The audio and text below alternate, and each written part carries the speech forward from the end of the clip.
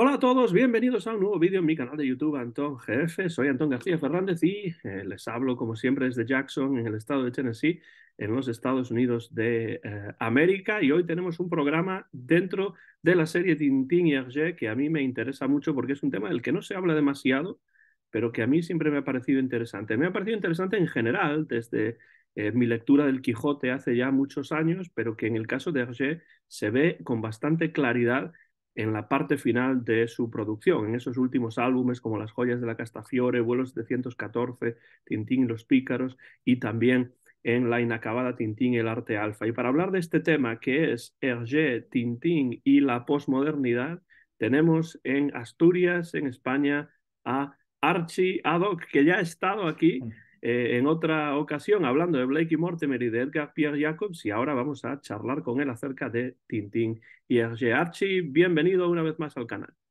Hola, muchas gracias. Muchas gracias a ti por la invitación.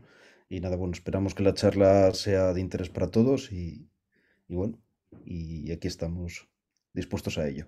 Como dije, me pareció un tema muy interesante desde que me lo propusiste ya hace unas semanas y he estado pensando bastante en ello, releyendo algunas partes de estos últimos álbumes, pero yo creo que habrá que empezar un poco por las definiciones, ¿no? ¿Qué es lo que entendemos en el caso de Hergé y Tintín por posmodernidad y en qué álbumes vemos esa influencia o esos elementos que pueden unir a esos álbumes con lo postmoderno? Sí, fíjate, yo creo que eso es una cosa que es importante, porque es verdad que bajo el término posmoderno muchas veces se mete casi cualquier cosa, ¿no? O sea, vamos, yo me acuerdo una vez, un alumno mío me decía en broma, dice, bueno, es que posmoderno es cosas raras porque sí. Eh, entonces, claro, hombre, obviamente no es eso, hay algo más, ¿no? Pero es verdad que muchas veces sí que lo que no se sabe bajo qué etiqueta meter se pone un poco bajo la etiqueta de posmoderno, ¿no? Y yo un poco, no sé, para afrontar un poco este tema, la modernidad la he entendido un poco desde el punto de vista de cómo la explica también el sociólogo Sigmund Bauman en su libro que se llama Modernidad líquida, que realmente es el nombre que él da a lo que es la posmodernidad, ¿no? Y entonces digamos que sería una etapa, yo creo que hay que entenderlo como suena un poco redicho así, pero yo creo que hay que entenderlo como un paradigma social y de pensamiento. O sea, Ujú, dicho de alguna manera, tú puedes incluso ser antiposmoderno, pero eres posmoderno porque vives en una época en la que la sociedad es posmoderna. Aunque tú te rebeles contra ello, que eso es muy legítimo, pero da igual, o sea, eso es como un señor que viviese en la Edad Media que no podía ser otra cosa que medieval. ujú. Pues va un poco por ahí, ¿no? Tal como lo veo yo. Y entonces, claro, pues hablaríamos, digamos, de una época que quizás se incrementa más a partir de los 50, 60, es cuando esto se empieza a hacer sentir. Yo creo que la clave está tal vez en el final de la Segunda Guerra Mundial, ¿no?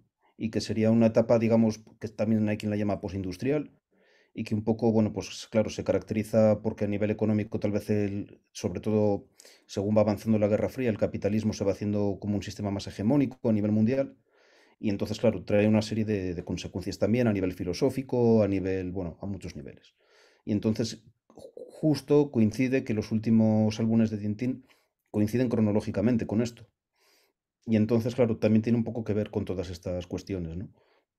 Y entonces, Claro, bueno, claro, en la literatura ese tipo de cuestiones de las que estás hablando se refleja, pues, no solamente en rarezas porque sí, como decía tu alumno, sino también en una suerte de autorreferencialidad, ¿no? Hablar sobre el proceso de escribir, el texto que habla sobre el texto, textos dentro del texto. Y esto en realidad no es nada verdaderamente nuevo, porque si uno lee el Quijote, por ejemplo, pues ya se da cuenta de que ese tipo de cuestiones ya estaban pululando por la mente de algunos sí. escritores, incluso en el siglo XVI o antes, ¿no?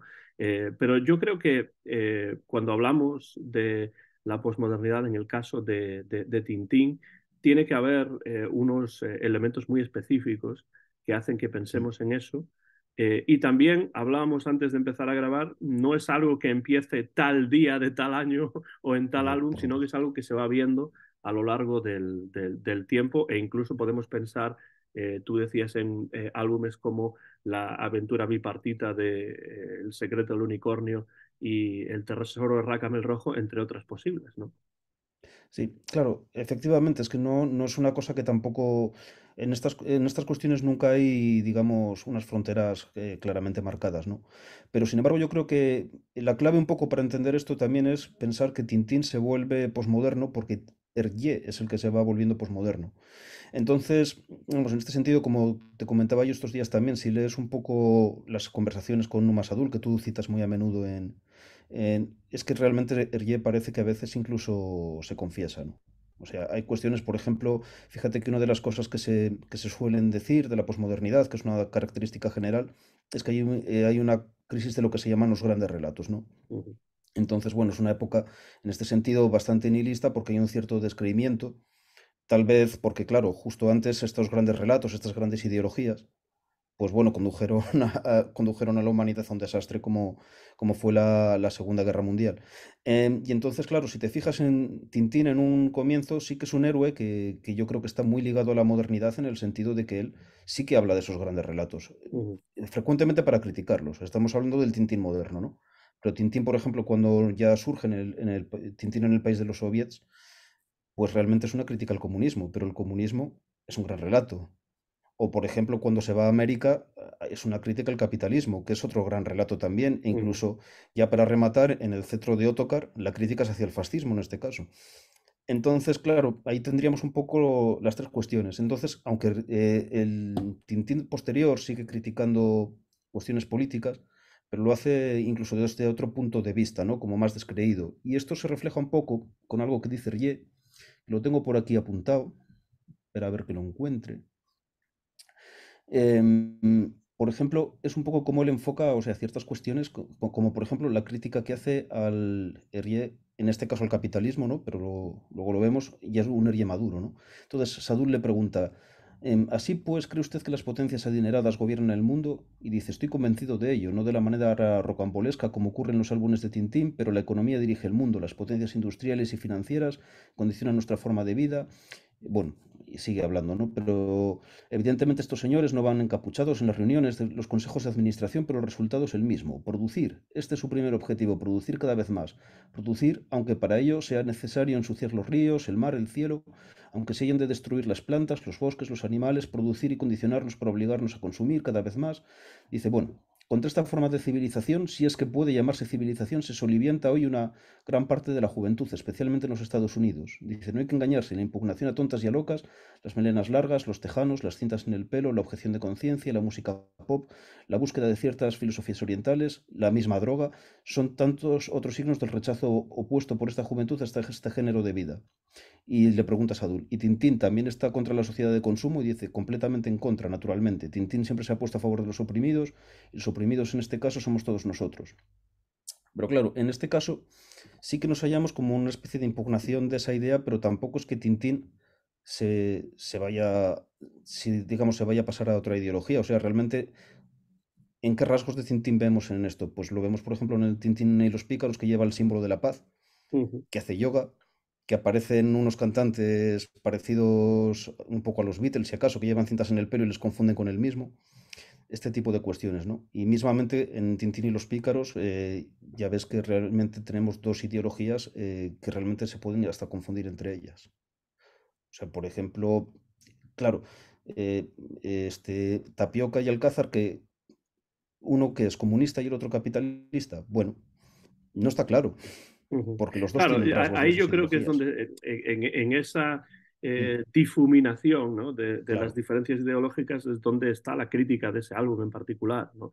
La idea de que exactamente. en realidad son dos personajes que son líderes, pero que están ahí simplemente por el poder, no necesariamente por un cambio del sistema político o un cambio en las condiciones de vida de las personas que viven en ese país ficticio que es San Teodoro, ¿no? Ahí es donde yo creo que Hergé Sí, critica muchas de estas revoluciones de diferentes tipos ocurridas en Latinoamérica a partir de los años 50 y que a él le parece que en muchos casos pues tampoco han cambiado demasiado la situación.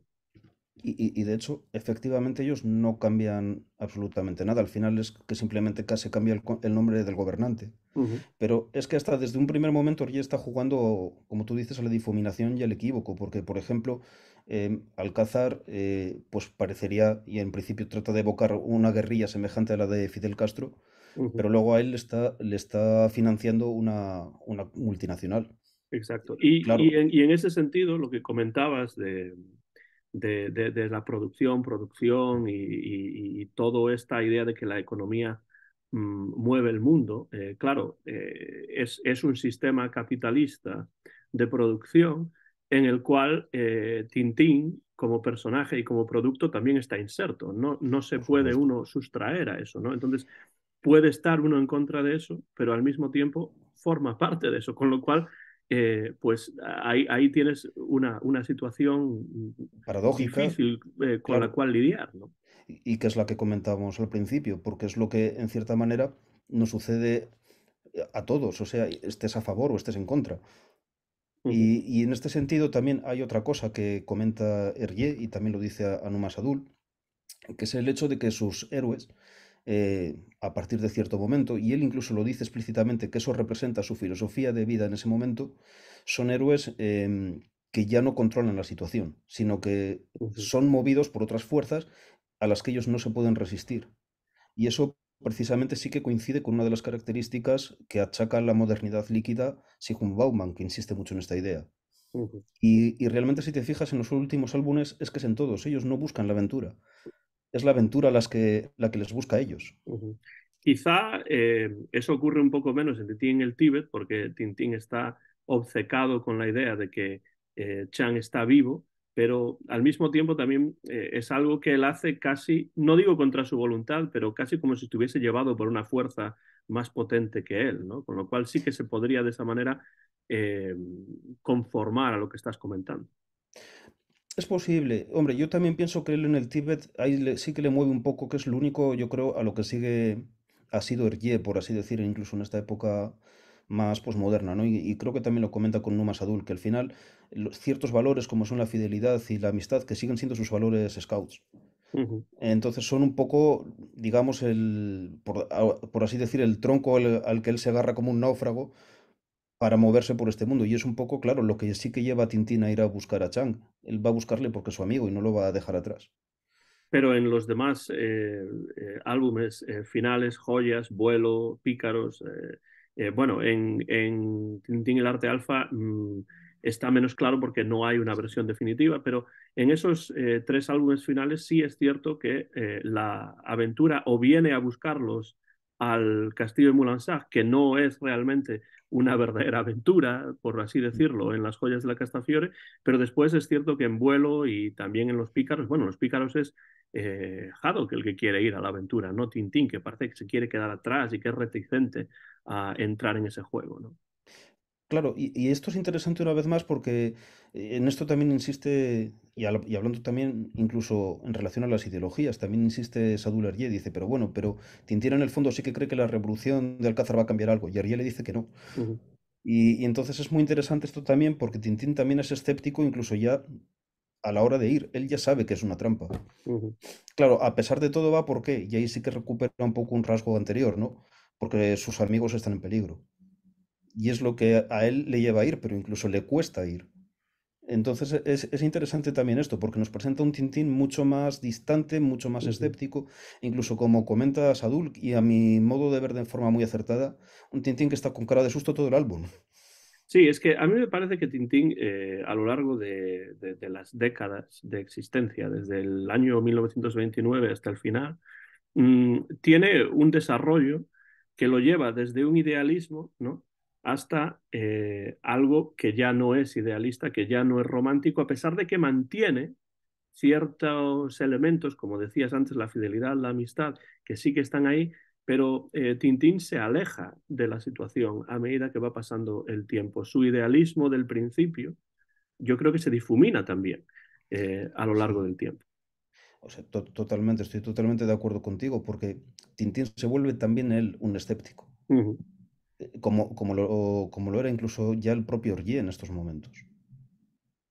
Hergé, claro, la evolución que él tiene es un poco paralela. Hergé, desde que comienza, comienza su trayectoria como un joven católico, claro, pasan muchas cosas en su vida y en este momento él es un momento en el que ya no cree prácticamente en nada.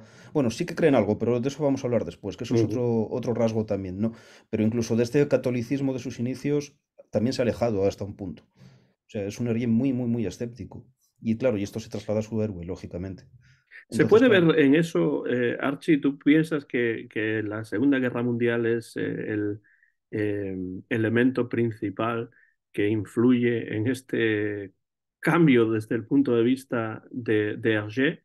¿O hay otros elementos que confluyen en todo esto? Supongo que no puede ser solamente una cosa, sino que será como un haz de diferentes cuestiones. yo creo que probablemente es una suma de cosas en toda su trayectoria, aunque tal vez puede que ese sea el punto más, más importante. Ten en cuenta que él, bueno, él sufrió mucho por todas estas cuestiones de las acusaciones por colaboracionista y que es quizás un momento y en el que, y eso yo creo recordar que lo dice también Benoit Peters, que es el momento a partir del cual a él empezó a costarle más también hacer álbumes de Tintín, incluso él Ujú, se distancia gradualmente más de su personaje. O sea, por supuesto también hay más cosas. Está el tema de su divorcio, está el tema de que encuentra una nueva pareja, está el tema, por supuesto que sí, hay muchas circunstancias vitales, ¿no? Pero quizás tal vez el más importante sea ese, ¿no? A mi modo de ver. ujú. Sí, yo estoy de acuerdo porque creo que además es casi como un antes y un después en Hergé. Hay varios antes y después en la vida de Hergé. La relación con Chang, por ejemplo, Sí, es un antes y un después desde un punto de vista más artístico que otra cosa, ¿no? Gráfico. La idea que él tiene de Tintín va cambiando gracias a esa aparición breve pero intensa de Chang. Y después, claro, los problemas por los que va a pasar durante y después, inmediatamente después de la Segunda Guerra Mundial, además yo creo que le van a dejar unas secuelas psicológicas muy importantes. El último Hergé yo creo que de alguna manera está digamos que informado, ¿no? Por dos secuelas psicológicas. Una tiene que ver, yo creo, con los problemas derivados de la Segunda Guerra Mundial y el segundo, entre otros posibles, con los problemas morales derivados de los problemas matrimoniales que he tenido y del divorcio y haber conocido a Fanny Blamink. sí, sin duda que sí. Además, ya ves que las personalidades, digamos, de sus dos esposas son en cierto sentido bastante antagónicas. Uh -huh, Y de alguna manera cuando se casa con Fanny empieza a viajar más, empieza, digamos, a disfrutar más de la vida. Y eso también influye, claro, cierta manera, ¿eso es causa o consecuencia del alejamiento de sus personajes? Pues no sabemos, pero en cualquier caso hay un alejamiento, uh -huh. eso está claro. Y entonces por eso se van espaciando cada vez más las apariciones de los álbumes. eh, en los estudios serie debían estar hasta las narices de él, pero bueno. Claro, en parte por eso y en parte por la obsesión con el realismo, ¿no? Un realismo que Sí, tampoco es un realismo total, porque es el realismo de la línea clara. claro. Evidentemente, los rostros no tienen ese realismo que sí tienen los coches, los aviones, los paisajes, etcétera, ¿no? Claro, sí, él sí, ya ves que juega así ese mundo a medio camino entre el realismo y la caricatura, pero que de alguna manera es muy eficaz porque refleja muy bien el mundo, irónicamente, ¿no? Ujú, Y bueno, y en algunos personajes en particular se nota mucho. De hecho, más adelante, si quieres, hablaremos de la participación de Latón en vuelo 714, ujú. que a mí me parece muy interesante ahí. Pero bueno, sí, sí, Yo sí, creo que será interesante en cierto momento de la conversación ir álbum por álbum, ir sí, señalando ciertos elementos que se pueden emparentar con la posmodernidad y que nos pueden explicar de qué estamos hablando exactamente, ejemplificar cuál es esa relación entre Hergé y la posmodernidad. Desde luego, Hergé siempre ha sido, desde mi punto de vista, un eh, autor que ha sido muy autorreferencial, que no solamente nos habla de la aventura, sino del proceso que lleva a la aventura, y eso también es algo muy típico de la literatura postmoderna. sí, sí, vamos, sin duda que sí. Y de hecho, hay una cuestión que él, ya ves que el origen está un poco como en Balzac, ¿no? El Ujú. tema este de que en los últimos álbumes, y eso ya se ve incluso antes de los que estamos comentando, porque quizás Toc de Coque sería un Sí, poco el punto de partida, como que recupera personajes casi siempre de álbumes anteriores. Y una cosa que yo observo en los últimos álbumes, a partir de Stock de Coque, podríamos decir que Tintín en el Tíbet es un paréntesis, porque en el ujú, Tintín en el Tíbet casi no hay personajes en general. O sea, sí hay personajes, pero incluso personajes como Tarkey son personajes secundarios que realizan una función muy concreta. y que no van Eh, a volver a aparecer, además. y que no va a volver efectivamente. Pero a partir de ahí, Hergé crea realmente pocos personajes nuevos. Ujú, Es verdad que hay personajes que son excepciones muy notorias dentro de esto. Por ejemplo, Carreidas. ujú. Yo diría que es quizás de los últimos álbumes el personaje más destacado. Podría tal vez haberlo sido Peggy Alcázar, pero bueno, Peggy Alcázar es verdad que tiene una aparición un tanto efímera y casi te diría que ya, o sea, el resto de personajes no son personajes que ya hemos visto. Sí, son recurrentes y que además lo que me parece interesante cuando hablas de la relación con Balzac, que generalmente claro, Balzac es un escritor muy prolífico, pero se habla específicamente de la comedia humana, que es donde realmente Hergé supuestamente saca todas estas ideas de los eh, personajes que son recurrentes y que no solamente es que sean recurrentes, sino que en diferentes álbumes vamos a ver diferentes partes de la personalidad de este personaje y de alguna manera lo vamos a ir conociendo mejor en base a las expectativas que ya tenemos de conocerlo de antes, pero añadiendo más elementos. Y esto es muy interesante también en los últimos álbumes, porque pasa tanto con los villanos Ujú, como con los buenos. Sobre todo con los villanos pasa más en vuelo 714 para Sydney, pero con los personajes que podríamos considerar buenos pasa en parte en las joyas de la Castafiore, donde ujú. conocemos aspectos, por ejemplo, de Igor Wagner, de la propia Castafiore, que no conocíamos en absoluto, e Del incluso al final propio Tornasol también. el propio Tornasol, efectivamente, donde vemos que se enamora de la Castafiore, que es una cosa que, como tú señalas en el vídeo a propósito del álbum, es una cosa prácticamente inédita en las aventuras de Tintín, y incluso del propio Haddock, del cual conocemos el nombre, ¿no? Ujú, exacto. Ya no solamente hard rock and roll, sino Claro, Archibaldo Haddock, ¿no? Archibaldo Haddock. De dónde viene tu nombre, por otra Sí, parte también. claro, efectivamente. Y entonces, claro, pero esto es interesante también porque muchas veces se ha criticado cómo Hergé enfoca Ujú, a los personajes en esta última época, pero yo creo, más allá de la crítica, que yo en eso no quiero entrar, tengo también mi opinión, por supuesto, quizás no tan negativa como la que tiene mucha gente. ujú, Em, pero más allá de si esto nos gusta o no nos gusta, lo interesante también es por qué Hergé enfoca a estos personajes de otra manera. Y yo creo que también tiene que ver porque son personajes que algunos encarnan bien el bien y otros bien la idea del mal. ujú. Y son ideas que el propio Hergé ve de forma mucho más difuminada. Claro. Incluso él lo comenta también a Numa Sadul. Y es lógico que estos personajes, al encarnar estas ideas, en las que Hergé quizás no creía ya tanto, pues también sean más proclives a ser incluso en un momento dado ridiculizados, ¿no? De hecho, por eso él dice que él ve a Rastapopoulos como un pobre, como un cowboy ridículo y, bueno, no me acuerdo ahora cuál es pero como un pobre hombre, creo que es lo que Ujú, dice, ujú.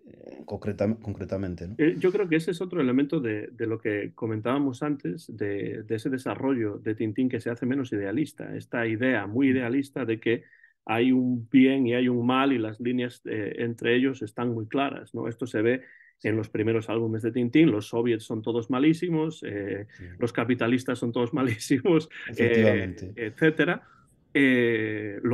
Incluso los japoneses son todos malísimos sí, en Loto Azul. Eh, pero claro, esto es algo que no se puede mantener durante no, mucho tiempo y que a lo largo de las décadas va cambiando. Y una de las cosas que a mí más me interesan de esos últimos álbumes es precisamente esa difuminación de la diferencia entre el bien y el mal, que al claro, final los que parecen muy buenos porque son multimillonarios, como es el caso de Carreiras, pues también tienen un pasado oscuro sin el cual no se puede entender su presente. Entonces, sí. eso me gusta mucho y a mí me atrae mucho, más allá de la crítica que pueda haber a esos últimos álbumes. Yo creo que eso es un elemento muy importante en esa última parte de la producción de Hergé. Claro, fíjate, o sea, yo solo veo también de un nivel de escepticismo muy grande, pero lo veo interesantísimo porque además, en cierta manera, personalmente yo creo que es muy realista. Es que al final, Ujú. Carreidas es igual que Rastapopoulos. Sí, son dos caras de la misma moneda, en cierto Exacto, modo. los iguala. Y Sí, probablemente sea un personaje más realista incluso que Rastapopoulos. O sí, sea, bueno, claro, evidentemente, claro, porque sí que tiene. Pero yo creo que también humaniza más a Rastapopoulos ese tipo de situación, porque la idea de pensar que un malo es siempre malo, que no hay ninguna razón más que la pura maldad, eso Sí, de nuevo es un idealismo. Yo creo que por supuesto. en ese momento en el que los dos, bajo el suero del doctor Crossfeld, están luchando a ver quién es el peor de todos, yo creo que los dos se humanizan. Ni Carreidas es de una manera solo, ni Rastapopoulos es tal y como lo habíamos conocido hasta el momento, sino que hay como Sí. una nueva dimensión de ese personaje, que es lo que a mí me parece interesante de estos últimos álbumes también. O sea, sin duda, o sea, estoy totalmente de acuerdo contigo y creo que también lo mismo lo podemos llevar en el terreno, digamos, de los buenos al tema de Alcázar. Uh -huh, O sea, en el caso de Alcázar, claro, conocemos su vida privada y Alcázar hasta ahora lo habíamos visto pues como una persona con autoridad, que imponía. Todavía lo vemos como una persona con autoridad al respecto de sus pícaros, ¿no? uh -huh, Pero cuando cruza la puerta de casa para adentro, quien manda a su mujer. uh -huh, Y además manda a un punto que lo tiene sometido de una forma tremenda, ¿no? Entonces, claro, ves que realmente la autoridad de Alcázar no está la autoridad. O sea, que es también incluso en ciertos sentidos una máscara. Y esto de las máscaras es una cosa que, por cierto, es muy, muy recurrente y a mi modo de ver muy interesante, sobre todo en este Tintín, los pícaros. uh -huh. Sí, sí, estoy de acuerdo. Y ya que mencionas a Alcázar, me parece interesante que es un personaje que yo creo que desde el principio ha sido caricaturizado ya desde el principio por Hergé. Esto no ocurre con todos los personajes, pero el Hergé, el Alcázar de la oreja rota, a mí siempre me ha parecido la caricatura de un general dictadorzuelo ya desde el principio. Desde un punto de vista más cómico, quizá, no tan serio, no tan profundo, ¿no? Como en Tintín y los Pícaros, pero las reacciones de Alcázar en La Oreja Rota son totalmente caricaturescas, ¿no? Sí, sí, totalmente. O sea, desde esa partida de ajedrez Sí. que juegan los dos, que es una cosa tremenda y que él se ríe de Tintín por el susto y le cuenta lo del antiguo colaborador que tuvo, que del susto se había enfermado, ¿no? Y luego le tiran la bomba y el que se enferma es él. Pero, Exacto. pero, claro, sí, desde luego. Y es más, incluso te diría que pasa una cosa, y esto es también una paradoja que también se da con todo esto. Quizás el Alcázar más humano sea el de Tintín y los pícaros. Sí, sin duda, estoy de acuerdo, sí, sí. Que Pero en le pasa, principio, yo creo que a casi todos los personajes sí, que aparecen en esos álbumes finales. Se humanizan en cierto modo. Quizá el que menos es el coronel Esponja o Spons, que sí. parece que es malo siempre pero bueno, que parece que la justicia en Borduria también lo va a encontrar al final, ¿no? Sí, y al respecto de Spons, yo creo que hay otra cosa que es muy interesante y también tiene un poco que ver con el tema de la posmodernidad. Por ejemplo, a mí me gusta comparar lo que le pasa un poco con la novela Baudolino de Umberto Eco, que es una de mis novelas Ujú, favoritas y que ujú, es una novela muy, muy, pero muy posmoderna en muchos sentidos, ¿no? Que al final va de un chico que él, bueno, para los lectores, la audiencia que no lo sepa, que él va fabulando, va inventando cosas y estas cosas terminan convirtiéndose en realidad, ¿no? ujú. Y en cierta manera es lo que le pasa a Spons, lo que pasa es que le sale el tiro por la culata todo el rato. Porque claro, él inventa que Tintín y Haddock y la Castafiore y todos estos, que ellos quieren derrocar a Tapioca, ¿no? Y que han hecho un complot. Y a ellos todo esto pues les venía importando un pimiento, o sea, ellos no estaban en esa guerra. Pero al final, debido a que él inventa esto, debido a que encarcelan a la Castafiore, debido a todo esto, es que terminan derrocándolo de verdad. Claro, exacto. Y, y es un punto muy interesante. E incluso le pasa, esto digamos es a grandes rasgos, pero le pasa otra vez aún en pequeño, dentro de lo que es en el álbum, cuando él inventa esta estratagema para que maten a Tintín y a Haddock, ¿no? Y entonces él Ujú, inventa que unos pícaros han ido a rescatarles y entonces, bueno, es parte de una estrategia porque va a haber unos falsos pícaros que les van a matar, pero es que al final, a resultas de estos, los pícaros de verdad vienen y les rescatan. ujú, Entonces, claro, me parece muy interesante cómo ese juego de espejos, de cómo el lenguaje va construyendo la realidad. Y esto ujú. es otro rasgo que es muy posmoderno y que en los últimos álbumes están todos, están los Y tres. que está en el Quijote también, porque cuando el Quijote va por ahí sobre Rocinante con Sancho Panza por los campos de Castilla, eh, va también por los campos de la Mancha, bueno, va también pensando en qué es lo que va a decir el historiador cuando cuente sus Sí, hazañas que todavía no han ocurrido. Entonces, también es algo que a través del lenguaje se puede crear una, sí, bueno, se puede crear, no, se crea una realidad que a veces es una la que tú realidad. quieres, pero muchas veces no es la que tú esperas. No, claro, como a Spons te puede, te puede salir el tiro por la culata. Y en este sentido, yo es que yo veo muy interesantes también dos cosas, ya con todo este tema del lenguaje como generador de la realidad y del Ujú, lenguaje como delimitador de la realidad. Y son dos aspectos, uno que señalabas tú en el vídeo de las joyas de la Castafiore y que a mí me parece muy, muy acertado, es el tema de que la solución, en ese caso, de lo que es el álbum, no viene por la acción, ujú, no viene, sino que viene por una cuestión lingüística, ujú, que es el tema que tú comentabas de que Tintín traduce desde el francés, en este caso vamos a pensar en el original, la urraca ladrona a la gazza ladra.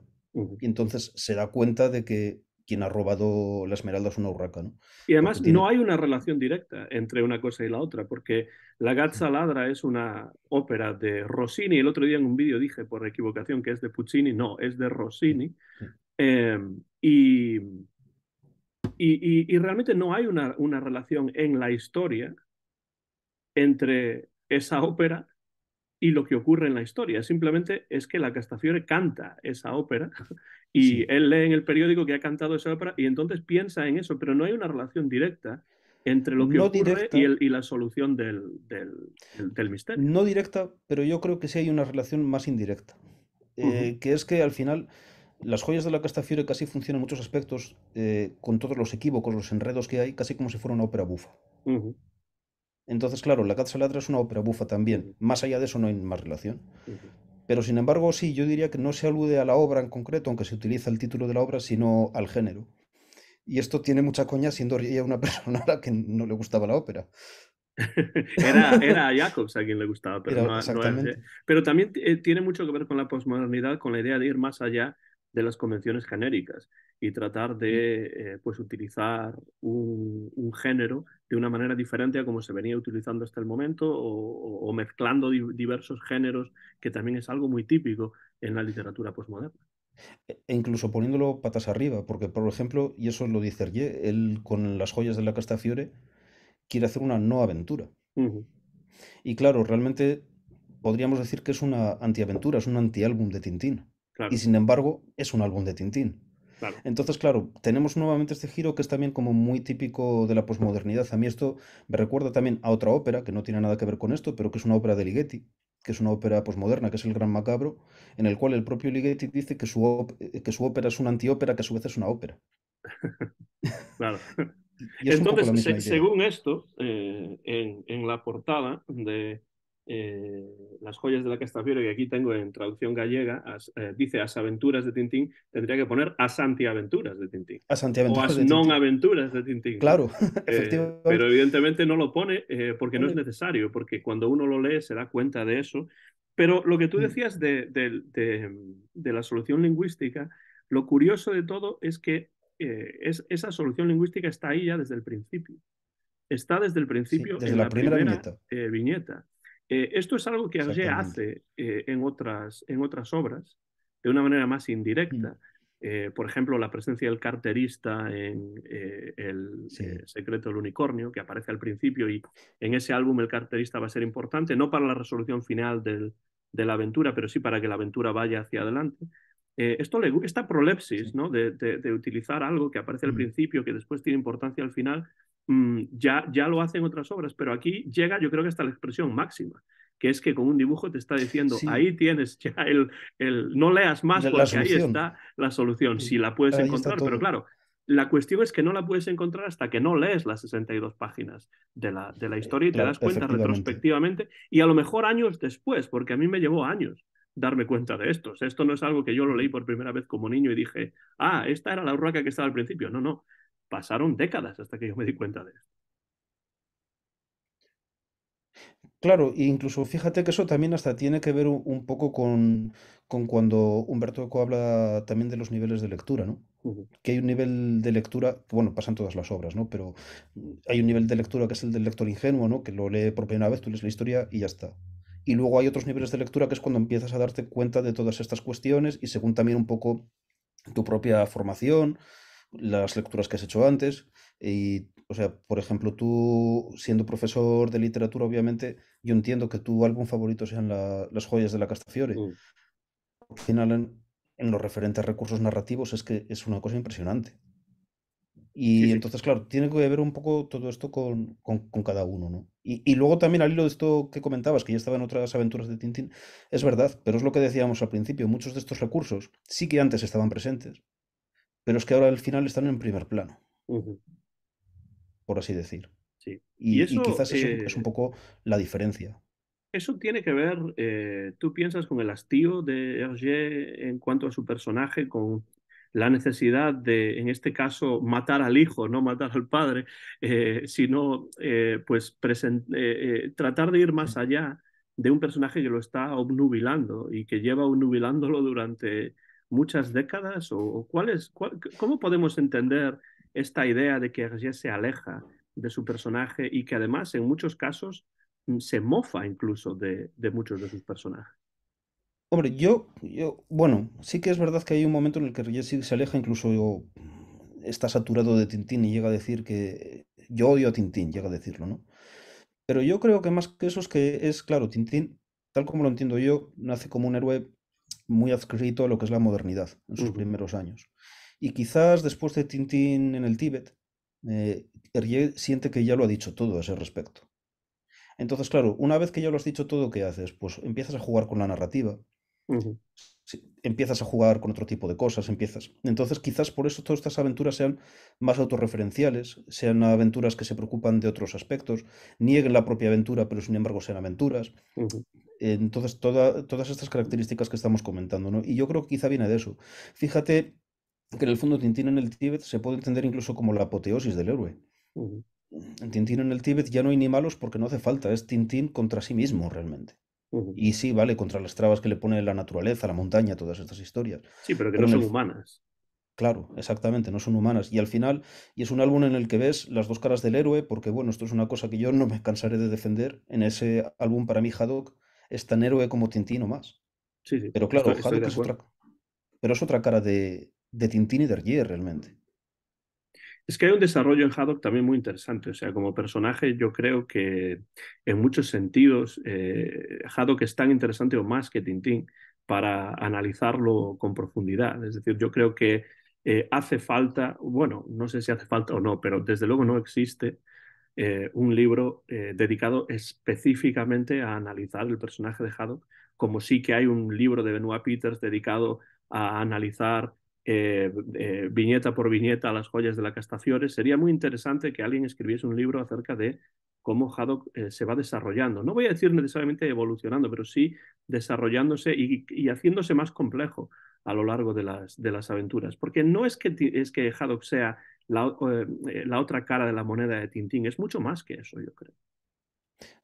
Sí, de hecho, bueno, yo te diré que es mi personaje favorito Para mí de... también, por eso creo que se Sí, nota. sí. O sea, yo no sé si de todas las aventuras de Tintín ya hasta me atrevería a decir que del cómic en general. Em, pero realmente sí, es un personaje mucho más humano, tal vez porque no tiene esta, o no nace con esta pretensión de ser tan perfecto. Y de hecho, vamos, estoy de acuerdo contigo, es que al final es un personaje con el que no podemos no identificarnos, porque al final vemos en él todas nuestras debilidades, Ujú. incluso amplificadas, pero al final es un personaje que a pesar de todo, pues bueno, también tiene una serie de valores que también lo humanizan y que hacen que supere esas dificultades, ¿no? Y claro, Es un personaje, además, yo creo que utilizó Hergé en muchos casos eh, pues para reflejarse a sí mismo, ¿no? sí, totalmente. Los De momentos, hecho, en ciertos momentos de su vida, ciertas experiencias por las que iba pasando. Bueno, en Las joyas es un buen ejemplo de la que quiere descansar, pero incluso más allá de eso, yo creo que es un personaje que es casi como una especie de lienzo en el cual Hergé pues muchas veces se refleja, ¿no? sí, y de hecho, no recuerdo dónde, pero yo creo que en algún sitio hasta lo dice, que Es posible, esto no es sí, algo que me haya venido seguramente a mí de sí, sí, sí, repente, vamos, o sea seguramente que lo he leído en algún sitio, sí, sí. sí, pero que creo que no es, o sea, que comparto lo que dices, pero va más allá de que sea una impresión tuya o mía, o sea, es que creo que Ujú, ella lo dice.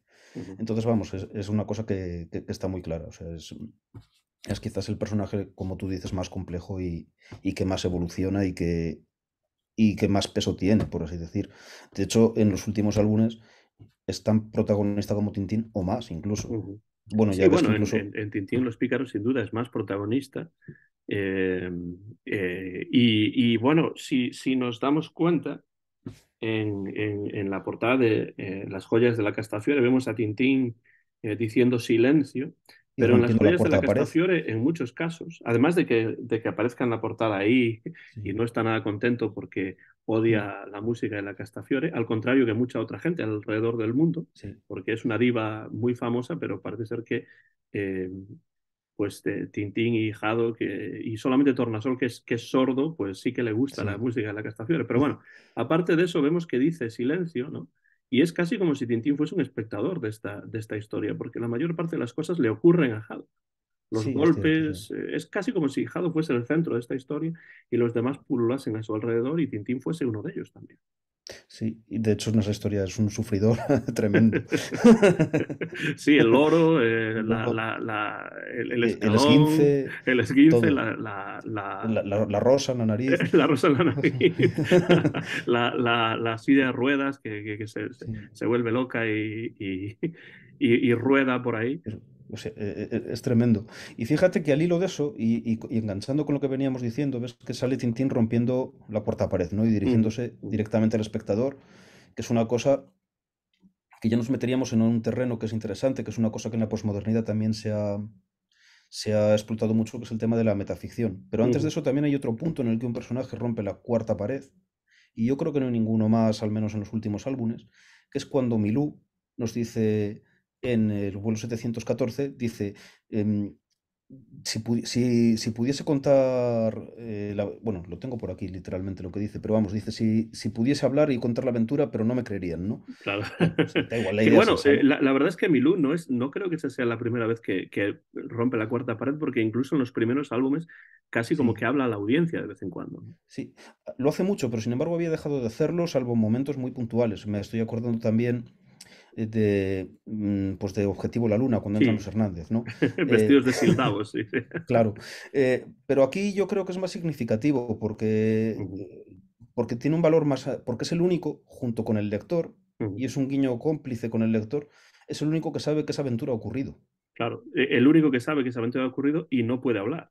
y no Bueno, puede habla, hablar. pero no habla, porque cuando Claro, Milú habla, no sabemos si habla o si son sus pensamientos. o si son exactamente. Y esto fíjate que yo lo veo que es muy importante en este caso, porque claro, Milú no puede hablar y él sabe que la aventura ha ocurrido, Ujú, pero como no puede comunicarlo, y volvemos al tema del lenguaje, ujú. para los demás la aventura no ha ocurrido. Claro, para los demás no, pero para el lector sí, porque la ha leído Sí, y además sabe que Milú la ha vivido. claro, eso es. Y ese es el artificio del que se vale Hergé realmente. Ujú. Y vamos, me parece muy interesante este aspecto. Pero también es interesante el aspecto de la metaficción, como tú decías, porque yo creo que ese es Sí, uno de claro. los elementos principales de la literatura postmoderna, es su insistencia en la metaficción, ficción sobre ficción, contar la historia y además contar cómo ocurre y cómo se escribe y cómo se crea. Es decir, poner énfasis en la artificiosidad del objeto de arte, ¿no?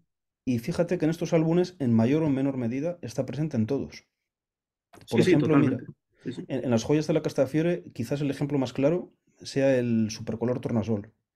Cuando ellos están viendo, precisamente hay un programa de televisión que habla del robo de la Esmeralda, ¿no? Ujú, E incluso es un programa de televisión en el cual les vemos a los personajes, y también volvemos con esto del tema de la deconstrucción de los personajes caricaturizados y distorsionados. O sea, yo aquí, por ejemplo, tengo delante mío ahora dos viñetas en las cuales se ve estas castafiores de distintos colores, pero que si ves la silueta es la silueta de un loro, cosa ujú. que también aparece en los sueños del capitán. Sí, Esto, sí. sí, sí, sí, si quieres lo puedo buscar. Bueno. Y luego, justo al lado, hay otra viñeta que es el castillo de Molinsart, pero puesto al revés. Sí, aquí está, lo tengo precisamente aquí, Exacto, eso es, ahí es. en esa O sea, parte. y esto no es para nada inocente. Ujú. Está claro que al final, claro, son estos personajes que están viendo el propio caso. Pero nosotros, a su vez, claro, esto es como en el metateatro, ¿no? Nosotros, a su vez, les estamos viendo a ellos. Claro, exacto. Que eso Claro, ya aparece incluso en Shakespeare, ¿no? En el Hamlet, donde hay una obra dentro claro, de una obra, etcétera. efectivamente, eso es. Y fíjate que el mismo caso, muy semejante, es el de Latón, Ujú, que a mí es un final que me fascina, el de vuelo 714. Al final vemos a Latón viendo con su familia la televisión, ¿no? y vemos que, claro, Latón es, en palabras de Rie, como es el burgués un poco, bueno, no me acuerdo cómo decía, pero es como el burgués bien pagado de sí mismo, ¿no? Sí, le llama como, no sé si belgicano o algo así, o Sí, sea, belgicano, como dice, sí, una palabra que en español no existe, pero que la han traducido así para adaptarla, supongo, del francés. sí. Pero claro, es interesante cuál es el punto de vista de él, porque ves que empieza a decir cosas que dices, yo esto como lector de Tintín, sí lo he oído decir a mucha gente que incluso le hace una lectura superficial de los álbumes o que Ujú, incluso no es fan de Tintín, pero te lo comenta y empieza a decir, mira, ahí está Haddock siempre con sus gracias, este con su eterno mechón de pelo, este. Entonces, al fin y al cabo, es como la lectura, digamos, que haría un belgicano de Tintín. ujú, ujú. Y nosotros estamos viéndolo. Y eso es interesantísimo, a mí Que me al mismo parece. tiempo es una parodia, porque claro, Claro. lo que está es parodiando ese tipo de persona dentro de la obra, o de alguna manera comentando dentro de la obra acerca de la obra también. Efectivamente, y entonces, claro, el siguiente juego de espejos es, si yo estoy viendo la parodia que está viendo a Tintín, pero le estoy viendo en un Tintín, yo también soy la parodia. Claro, efectivamente, se hace Claro, extensiva sí, a quien lo lee, sí, al sí. lector. Claro, y esto pasa también un poco en cierta medida en Pícaros, porque también ven en la televisión a la Castafiore y todo esto, pero Ujú, para mí en Pícaros creo que es más interesante el tema del carnaval. ujú, Yo creo que la clave está un poco ahí, porque, claro, esto es una metáfora incluso a nivel político, un poco conectando con lo que decíamos antes de las ideologías, ¿no? Porque al fin y al cabo lo que está diciendo Rieg es que esto que es una revolución, pero no es una revolución de verdad, ujú, ujú. porque es un carnaval y al final es cambiar la máscara, Claro, es es una cambiar. revolución que ocurre durante el carnaval, pero no solamente porque el carnaval se asocia a ciertos países de Sudamérica, sino porque Sí, el carnaval tiene un significado muy específico y bueno, evidentemente se suele citar a Bakhtin cuando se habla mm, del carnaval, pero bueno, más allá de eso, está claro que estamos hablando de una revolución en carnaval y de carnaval. y de carnaval, claro, es un baile de máscaras realmente. Ujú. Y de hecho, los que entran los revolucionarios entran vestidos de turlurones. O sea, es que más evidente Sí. no puede ser. Pero es que incluso yendo más allá, también la metaficción aparece aquí. Porque, por ejemplo, y el tema de la cita y la Ujú, intertextualidad. Porque al final, claro, si te fijas, hay una viñeta que está en el que sale el autobús con el Viva Tapioca, que esa es igual en la que más se ve, pero hay otras por ahí que bueno, que podemos ver. Sí, que lo podemos ver a. Espera, sí, si no te lo busco yo también. No me acuerdo ahora qué página es, pero bueno, es hacia el No sé final. si te refieres a cuando están Sí, entrando en la cuando capital, aparece. Sí, justo esa. aquí. Esa es, sí. Exacto, que ahí podemos ver a Mickey Mouse, podemos ver a Asterix, podemos ver a Ujú, otros personajes de Bob Demore que están justo detrás de Asterix, que son ujú, los Coconuts. Y más adelante incluso hay algún personaje más, ¿no? Aparece Baltazar, aparece. Pero esa viñeta es muy interesante porque, claro, ahí estamos viendo, por una parte, son personajes, pues, bien de cómic, bien de otro tipo de medios, pero que en cualquier caso también están dirigidos para niños, como en un principio estaba dirigido Tintín. Pero hay más que eso, claro. Pero a la vez son personas que están disfrazadas de esos personajes. ujú. Claro, no son esos personajes de verdad. Sí, sí, Pero claro. nuevamente, esas personas no son personas de verdad, porque son personajes de cómic. Ujú, Entonces, claro, al final, ¿qué nos está diciendo Hergé con esto? Es que puede que nos diga, vale, es que todas estas aventuras de Tintín son un gran carnaval, pero en el fondo estas aventuras de Tintín y este gran carnaval es que es también la vida. ujú. Sí, claro. Y, Y además parten de la vida. exacto. Y eso es una de las cosas que a mí me parecen interesantes cuando escucho a personas que dicen que la realidad siempre supera la ficción, ¿no? Esta idea de que la realidad supera la ficción. Es mentira, porque en realidad la ficción parte de la realidad, porque si no hay una realidad no puede haber una ficción. La ficción siempre está Mm, relacionada con una realidad, ya sea, por ejemplo, el cetro de Ottokar parte de los inicios de la Segunda Guerra Mundial, si no, no se podría comprender. Objetivo la Luna parte de la Guerra Fría y de la carrera espacial, si no, no se podría comprender. Entonces, no es que la ficción supere la realidad, es que la ficción está inserta en la realidad y parte de ella. Y yo creo que eso claro. Hergé lo entiende muy bien y se nota mucho en estos últimos álbumes. Vamos, está clarísimo, estoy totalmente de acuerdo contigo. Esos álbumes, sin esos sucesos históricos que tú comentas, ni siquiera existirían. Uh -huh. Otra cuestión es que a partir de ahí un autor pueda tener más o menos clarividencia, incluso pueda anticiparse a partir de una realidad, reinterpretándola en su ficción, a Claro. cosas que van a pasar después. Por ejemplo, lo de la luna. Sí, pero Pero es, incluso en la ciencia ficción, o sea, incluso en la ciencia ficción en muchos casos, o en casi todos los casos, yo no se me ocurre ninguno que no sea así, pues suele incluir comentarios a la realidad que la produce, ¿no? Comentarios eh, críticos a veces o no, pero comentarios al fin y al cabo. es que si es buena ciencia ficción, tiene que hacerlo. Mm. Yo estoy de acuerdo contigo completamente en eso. La ciencia ficción no nos habla de marcianos, nos habla de nuestro mundo. Exacto. Cuando yo leo, por ejemplo, a Claro, Philip K. Dick o a Ursula K. Le Guin o a algún escritor como Ray Bradbury, etcétera, pues evidentemente estamos hablando de cuestiones que tienen que ver con nuestro mundo. No son de otro mundo, es de no, nuestro claro. mundo, quizá colocado en otro mundo, pero que tiene relación directa con el nuestro. Claro, como no puede ser de otra manera. Claro, está claro. Y esa metáfora, si acaso lo que nos puede hacer entender es mejor nuestro propio mundo. Uh Pero por eso se utiliza como una metáfora, o sea, simplemente. Y entonces sí, es totalmente eso. Y yo, ya te digo, yo pienso que en este sentido el gran carnaval de Tintín y los pícaros funciona de esa manera. Y es uno de los aspectos que me parecen más interesantes a este nivel, ¿no? A nivel de metaficción. A mí me parece Yo creo, interesante incluso que sea la última aventura de Tintín, esa de Tintín y los Pícaros, que al final haya sido la última completa, porque yo creo que intensifica eso todavía mucho más y queda muy bien como mensaje final o como contenido final de una saga tan importante como esta. sí, yo también pienso igual, o sea, vamos, eso sabemos que es casualidad, porque no era la idea de Hergé. O sea, pasó porque se murió y ya está, pero sin embargo queda un buen cierre. Uh Es un cierre magnífico, incluso la viñeta final, que la tengo yo también por aquí, espérate a ver, que le dice exactamente eh, la tira final, más que la viñeta. Confieso que me agrada la idea de regresar a Moulinsart, dice el capitán Haddock. Y dice también Tintín, a mí también, capitán. Y Tornasol responde, yo también, pero con un poco de mostaza. Y, ten- y tenemos después la palabra fin. Es genial, es un cierre perfecto. -huh. Y Claro, entonces, no a propósito, pero al fin y al cabo es lo que claro. tenemos. No, no, desde luego sí, pero a veces, bueno, estas cosas suceden, ¿no? Que sin pretenderlo, pues bueno, pues el autor sí que da un cierre, lo dicho, que queda muy bien, pero obviamente no es lo que él quería, ¿no? No obstante, yo creo que sí que es interesante comentar cosas de Tintín y el arte alfa, aunque no sea un álbum completo y aunque tengamos que ser muy prudentes, ¿no? Porque hay cosas bueno, que sí que observamos en este álbum que tienen que ver también con este tema y que Riet de alguna manera, bueno, pues estaba planteando, ¿no?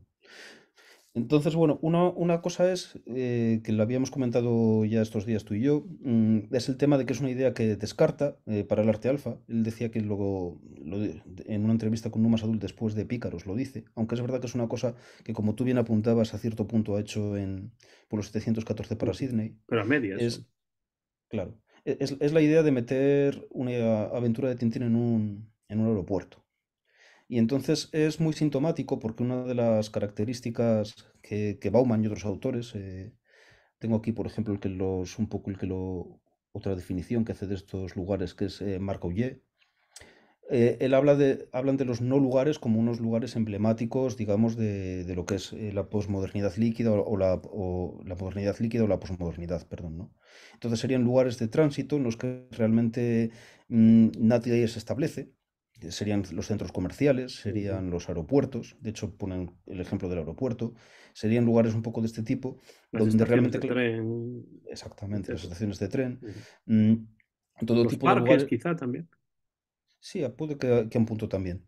Uh Pero serían lugares donde son lugares de tránsito donde se podemos ver, como dice Rie, sí que podemos ver como un microcosmos, pero es un microcosmos en el cual las diferencias, esto señala Bauman y me parece muy interesante también, se mitigan, ¿no? -huh. Entonces, claro, tenemos dos posturas aquí que son un poco contrapuestas, que una es la del propio Bauman y otra es la de Rie. O sea, Bauman dice, los no lugares son tanto las instalaciones necesarias para la circulación. Espera, no, esto no es, esto es lo de Rie, perdón. Lo que dice Bauman, pero las diferencias de adentro, y en esto se opone las que existen afuera, están tamizadas, sanitarizadas, con la garantía de no poseer ingredientes peligrosos y por tanto no resultan amenazantes. Eso es lo que dice Bauman de los no lugares. Uh -huh. Pero sin embargo, Hergé dice que el aeropuerto es un centro rico de posibilidades humanas, un punto de convergencia de diversas nacionalidades. El mundo entero se encuentra en reducción en un aeropuerto. Allí puede ocurrir todo, tragedias, gags, exotismo, aventura.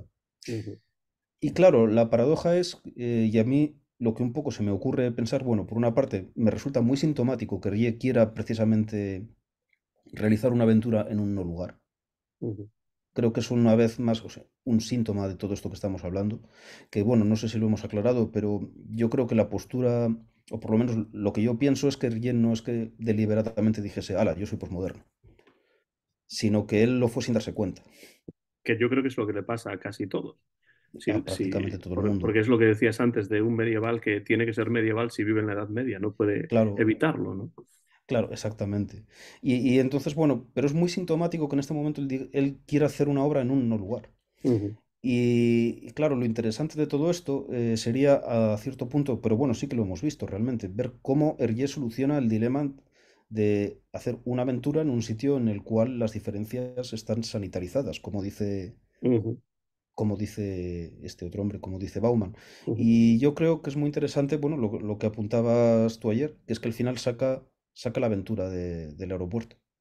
Claro, yo creo que la razón de que saque la aventura del aeropuerto tiene que ver precisamente con el hecho de que es un no lugar y que es Sí, difícil en un no lugar crear una aventura, porque es un poco, yo cuando estoy en un aeropuerto, por ejemplo, a mí me pasa personalmente, a mí no me gusta estar en un aeropuerto porque es un poco como estar en un limbo, ¿no?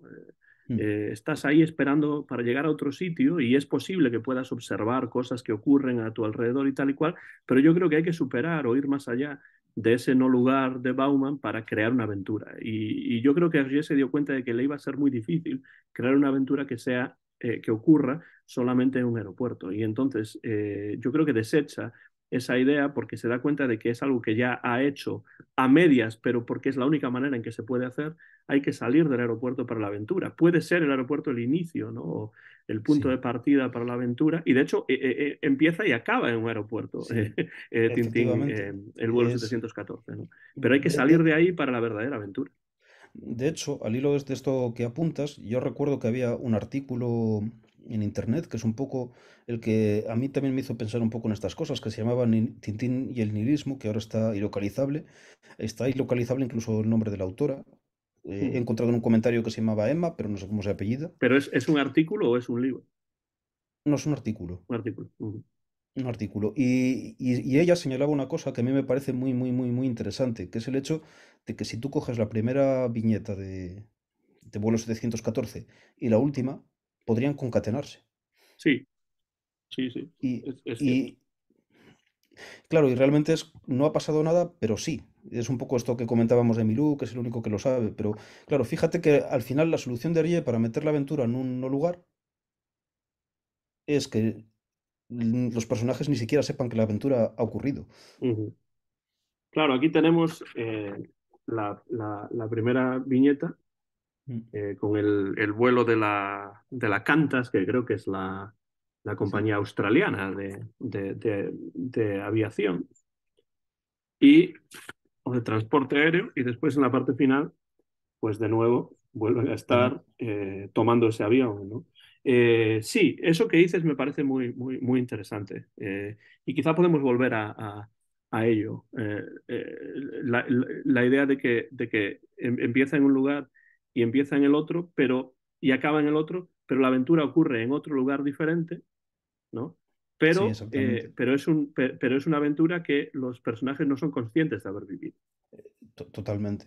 O sea, y es muy interesante cómo de alguna manera, claro, Jesse descarta esta idea, posiblemente por lo que tú dices, pero es que ya lo había resuelto. Ujú, Y es muy interesante la resolución.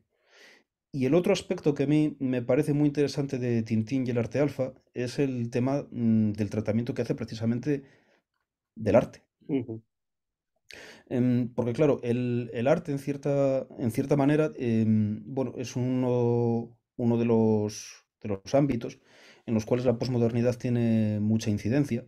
ujú, Mm, Vamos, yo recuerdo un compañero mío de trabajo que él explicando esto en un cursillo que dio, vamos, él, bueno, se llama Edson Zamproña, y él explicaba que la clave del arte posmoderno era el vaciamiento de la obra artística. ujú. Mm, Yo quizás le pondría el matiz de que esto se da durante la modernidad y en la posmodernidad ese vaciado de la obra artística es como el punto de llegada, ¿no? Ujú, Del cual parte la posmodernidad, podría decirse. O sea, en la posmodernidad la obra de arte ya está vacía, pero no hablamos solo de las obras de arte de nueva producción que pueda haber, ujú, sino incluso de la obra de arte tradicional. Entonces, claro, en este sentido funciona también en todo el tema de, primero, de cómo valoramos las obras de arte. ujú. Y aquí es que me parece muy sintomático la escena que hay, que vete a saber si la cambiaría después sería el final o no, pero claro, aquí tenemos que hablar siempre con mucho cuidado, ¿no? Yo creo Cuando que la te refieres a la Castafiore, H, ¿no? A la H claro, de cuando la Haddock. Castafiore, claro, cuando la Castafiore induce al capitán Haddock a comprarse la H. Y entonces empieza a decir, y lo tengo aquí delante, mire usted esto, capitán Krapok, qué fuerza, qué nobleza. Uno se siente mejor después de contemplarlo, ¿verdad? Y más adelante le dice, genial, sublime, maravilloso, trascendente, justo lo que usted necesita, amigo mío. Y claro, realmente te pones a pensar y dices, ¿qué le ha dicho? No le ha dicho nada. Ahí está la H, Claro, efectivamente. y luego el capitán se la lleva y ves que se la empieza a enseñar a todo el mundo, se la empieza a enseñar a Tintín y a Tornasol y a los Hernández, y al final lo único que es él mismo capaz de decirles es que el H no sirve para nada. Claro, pero también eso es interesante porque él dice que es como una escultura y ya está, ¿no?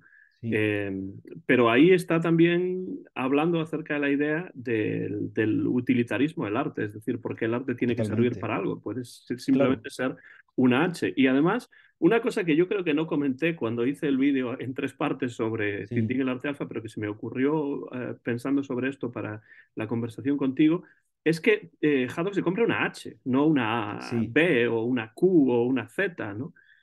Con lo cual sí que hay un cierto contenido, sí que hay una cierta relación Y, de significado, porque si no se habría comprado cualquier otra letra o y incluso yo, una letra griega, pero no, se compra una H. y yo tal vez aquí cometa pecado de sobreinterpretación, pero ¿esa H es de Haddock o es de Hergé? Mm, No creo que sea sobreinterpretación, porque Claro, aunque no creo que Hergé pensase en el nombre de Haddock precisamente porque tenga sí. la misma No, obviamente inicial que no. la suya, pero funciona muy bien en ese sentido, por no hablar de que, bueno, Haddock en francés se pronuncia ad hoc, que es lo mismo que la locución Sí, latina ad hoc, ¿no? Que tiene sí, también su exactamente. significado, que, bueno, sí, eso sí que ya sería sobreinterpretación a lo mejor. Sí, puede que sí, en ese caso, Pero pero está claro que volviendo a la H es una H y no es cualquier otra letra. Entonces, no, a desde pesar luego. de que esté vacío de significado, hay una cierta relación de causalidad y una cierta relación significante, ¿no? Sí, sí lo hay. Sí hay una cierta relación con Haddock. Es cierto lo que dices en este aspecto. Es como si fuese una... Bueno, es un H de Haddock, eso sí lo dicen. Sí. Claro, Pero yo creo que la idea de que el arte no tiene por qué servir para algo, especialmente teniendo en cuenta que cuestiones como la escultura, la sí, pintura, pues habían cambiado no digo necesariamente su significado, pero sí su utilidad, ¿no? Porque antes de la invención de la fotografía, pues un cuadro un retrato tenía una una utilidad función. diferente a una función Sí, diferente a la que tendría después, ¿no? sí.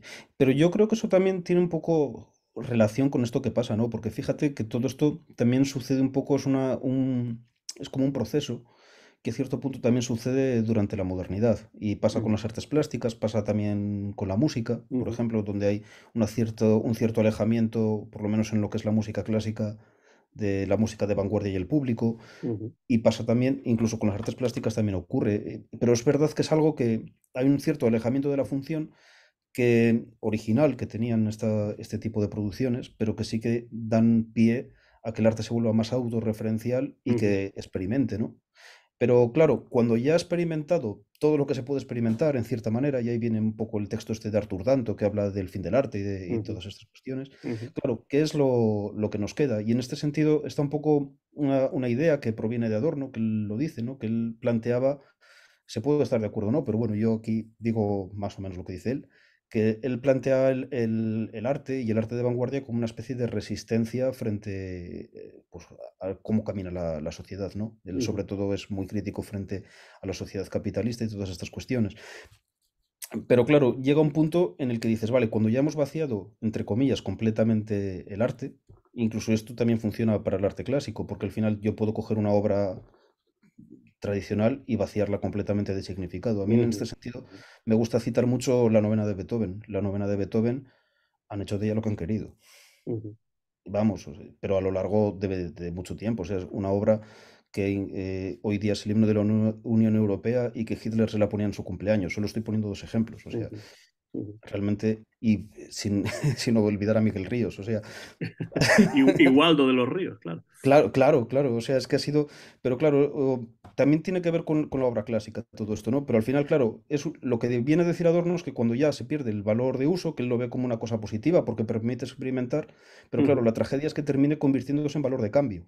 Claro, exacto. Pero ¿no En te un. parece de todos modos que esto en la música y en el arte es una cuestión, en cierto modo, cíclica, ¿no? O de una marea que viene y va? Porque en cierto modo, si yo, por ejemplo, me centro más en el jazz porque lo Sí, conozco mejor y me gusta más, pero es cierto que cuando se llega ya a una experimentación con el jazz, por ejemplo, del swing se pasa al bebop, que es una experimentación sobre mm, el swing. Cuando ya se lleva eso a su punto culminante, ocurren dos cosas. Llega el jazz libre o el free jazz, que ya sí. es totalmente supuestamente libre, sin esquemas, aunque eso no es del todo cierto. Pero también hay un revival del jazz anterior Claro, de Nueva Orleans, ¿no? Más clásico, con melodía, etcétera. Entonces, los revivals tienen que ver un poco con eso también. y en cierta manera es la propia posmodernidad de ese tipo de jazz en este caso. Ujú, Claro, o sea, eso en la música también sucede. Por ejemplo, un punto de llegada de las vanguardias es 433 de John Cage, ujú, que es una obra que luego no está vacía, porque sí que hay una serie de ideas conceptuales, pero son 4 minutos 33 segundos de silencio. ujú, Y claro, y a partir de ahí sí que empiezan a aparecer obras que citan música del pasado y todas estas cuestiones, ¿no? Pero claro, un poco la idea que yo traía al hilo de todo esto es que es verdad que las artes en general, lo que tienen y lo que tiene que ver con el cine y el arte alfa, es que al final si tú vacías la obra de significado, y ya habíamos visto un apunte de esto en vuelo 714 para ujú, Sydney, ujú, al final quedan dos cosas que están completamente escindidas en cierta manera, que es el arte como un mundo de ideas que se plasman artísticamente, ujú, y el mercado del arte, que es otra cosa diferente, que sí que utiliza los objetos artísticos para traficar, pero que ya llega un momento en el que no tiene nada que ver con ellos. ujú, O sea, al final, y esto incluso es algo que yo todavía no podía saber que iba a pasar, pero por ejemplo, mira lo que ha pasado con la portada de- del Loto Azul, ujú, que creo que ha sido el dibujo de cómic vendido por un valor más alto. Eso no ujú, tiene ya nada que ver con la portada del Loto Azul. Hay una cuestión que es un mercado, que es especulativo ujú. y que de alguna manera yo creo que ya es lo que pretendía criticar aquí. Y de Claro, hecho también da pie a las falsificaciones. sí, que eso también yo creo que tiene mucho que ver con, bueno, pues con las lecturas que estaba haciendo en esos momentos, de las biografías de algún que otro falsario en el que Se inspira, claro. se inspira, y después películas como F is for Fake, ¿no? De Sí. Orson Welles, que es una película muy interesante también desde ese punto de vista. Claro, fíjate, hay una cosa que a mí sí que me llama la atención, que es una viñeta que también, bueno, no es una viñeta, aparece en las últimas planchas, la tengo aquí delante, pero voy a ver si logro enseñarla, que es el hecho de que él se inspire en un personaje como es Salvador Dalí, Ujú. y es que además se ve bastante claro, a ver si están las páginas encontradas estas del final, yo creo, aquí está. ¿Qué es esto? No sé si se ve. Ahí, sí, ahí se ve bueno, a ese Este, personaje. sí, que realmente al final, bueno, parece ser que no iba a ser así del todo, pero es uno de los primeros bocetos, incluso se ve que juega con los nombres, Dalí Anatol, Radit Ujú, Salvador, Radji, y al final termina siendo Ramonás, que es ujú, el falsificador. Y al final no me parece que sea casual, porque claro, Dalí es un personaje que participó bastante activamente de todas estas cuestiones, incluso del ujú. vaciamiento de la obra de arte. De hecho, es célebre el hecho de que en muchos restaurantes pagaba con servilletas firmadas. Con lo cual, claro, hay la gente que se dedica a estudiar su obra, hay a veces serios problemas para saber qué es de verdad de él Ujú.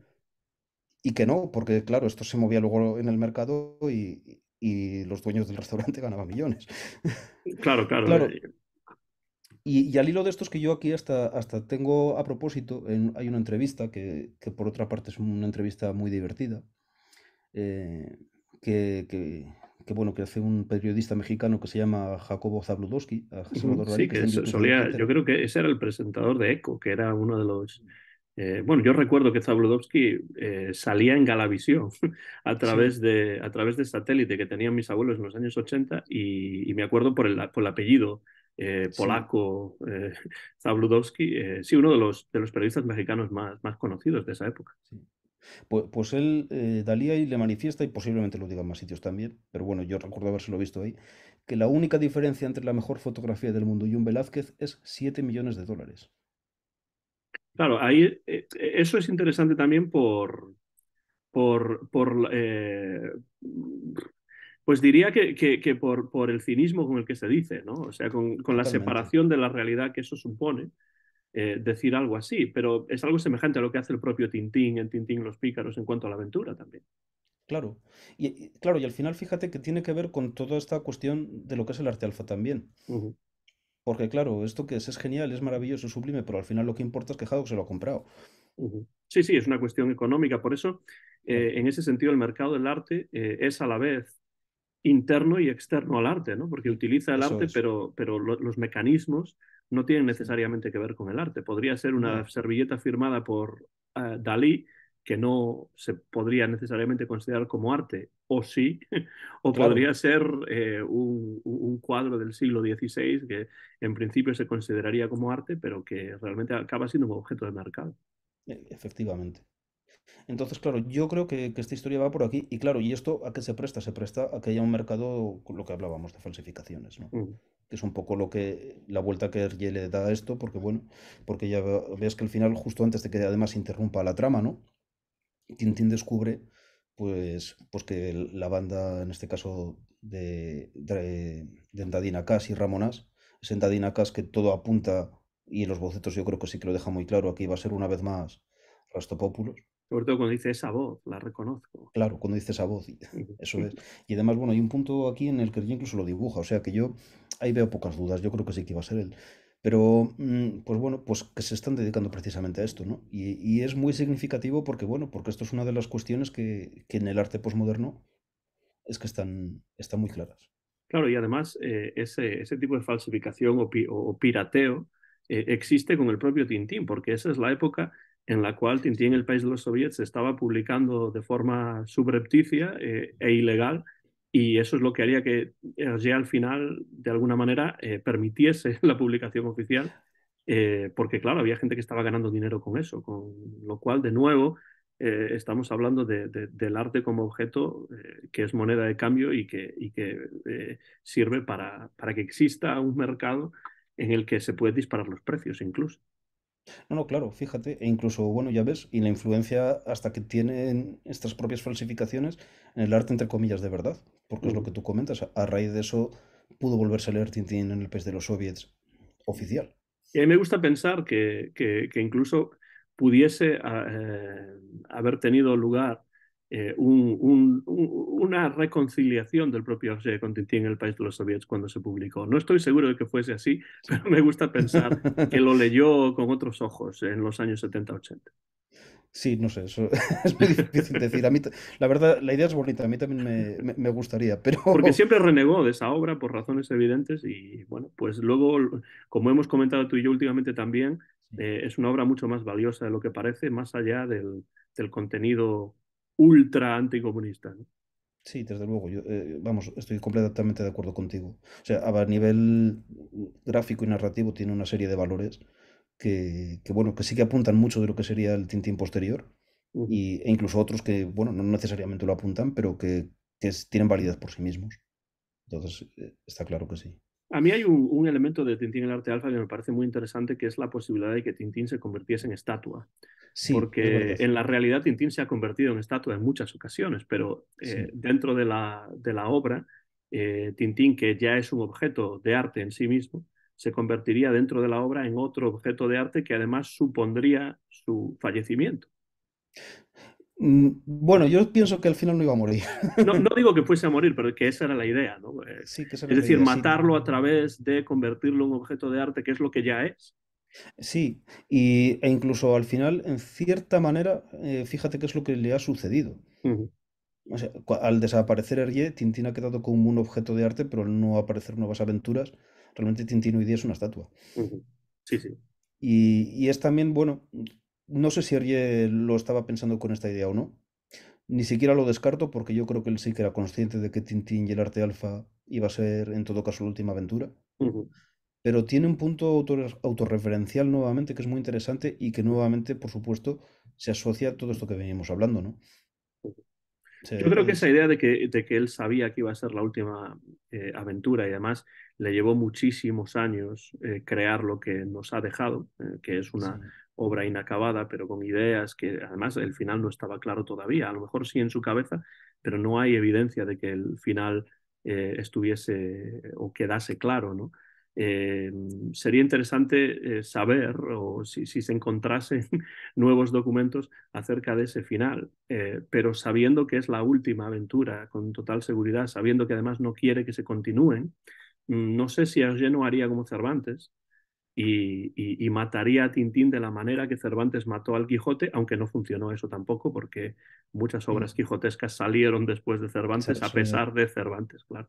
sí. Hombre, es posible. De hecho, él sí que, bueno, sí que había investigado la posibilidad, incluso creo que había preguntado a un amigo suyo si sería posible matar a Tintín en su azotea, ¿no? Que es un poco lo que él plantea. Yo a lo que me agarro, porque a mí, va, no me gustaría que muriese. No, a mí tampoco me gustaría, pero creo que artísticamente tendría sentido, de la Sí, misma sí lo manera que ocurre tendría. en El Quijote, o lo que intentó hacer Conan Doyle con Sherlock Sí. Holmes, que al final tuvo que resucitarlo, claro. Que, bueno, yo ya te digo, un poco, creo que al final no lo haría porque sí que apunta, por lo menos, aunque es difícil saber, apunta en alguna plancha por aquí, y ¿quién lo salvaría? ¿Si Milú? ¿Si el capitán?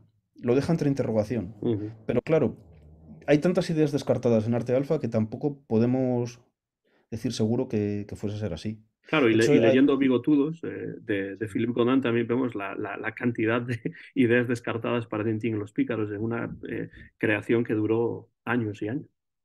claro.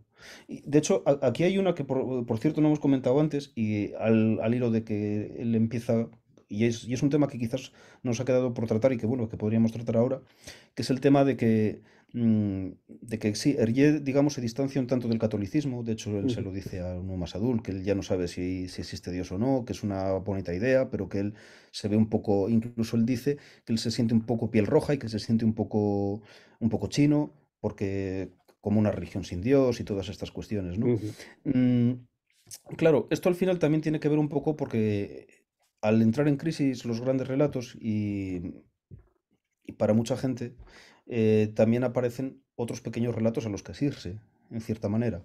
Con esto que quiero decir que la posmodernidad también coincide con un momento en el que tienen un gran auge, incluso a día de hoy sigue pasando, ciertas ideas como nuevas espiritualidades, creencias en extraterrestres. ujú, Hoy día esto no aparece en Tintín, pero mismamente la gente que cree en la Tierra plana y en cosas de este tipo. ujú, Y a cierto punto, sin llegar a este nivel, digamos, más disparatado, ¿no? ujú, Pero cosas de estas sí que están un poco presentes en Hergé, ¿no? Y entonces, al hilo de esto también viene el tema de que él incluso comenta, cuando habla también de esta juventud que se opone a la producción y tal, y que incluso experimenta con las drogas, ¿no? Y por ejemplo, hay una idea que a mí me parece como muy loca que él tiene en Tintín y el Arte Alfa y que posiblemente rechazaría por eso. Ahora te lo hilo todo, sí, sé que me he ido un poco lejos, pero ya vuelvo. Que es el tema de que él incluso se plantea que Tintín y el Capitán Haddock, bueno, el Capitán Haddock cambia, frecuenta ambientes artísticos y le da por fumar marihuana y detienen a Tintín y a Haddock por tenencia de, por tenencia de drogas. Claro, es una idea, dices, esto en un cómic infantil es muy bestia, tal vez fuera de todo punto, y por eso es una idea que se ve que evidentemente había descartado. Pero ya solo el hecho de que la tenga ujú. me parece interesante porque tiene bastante que ver con el movimiento hippie, con todas estas cuestiones que estaban precisamente en esta época, ¿no? Y es una época en la que, claro, el movimiento hippie ya no es solo el tema de las drogas, es también que se busquen nuevas espiritualidades. Ujú, Y esto tiene que ver tanto con el símbolo de la paz en el casco de Tintín, como con que aparezcan otro tipo de cosas. Por ejemplo, algunas cosas que ya aparecen en Tintín en el Tíbet. Aparece el tema del sueño premonitorio en los que Rie ujú, decía que creía. ujú. Sí, sí. Claro, y eso es otro elemento interesante que se relaciona con todo esto. Pero también, por ejemplo, una cuestión que mucha gente critica, que Rie se equivocó al meter extraterrestres en vuelo 714 para Sydney. Sin entrar en una cuestión crítica, como había dicho antes, yo creo que es otro rasgo también muy propio de esta época. Al Ujú, final, la ufología es otra de las creencias que en estos momentos es otro pequeño relato que sustituye a los grandes relatos. claro. Claro. Y entonces, lógicamente, Rie vuelve a reflejar su tiempo una vez más ahí, ¿no? Entonces, claro, tiene que aparecer.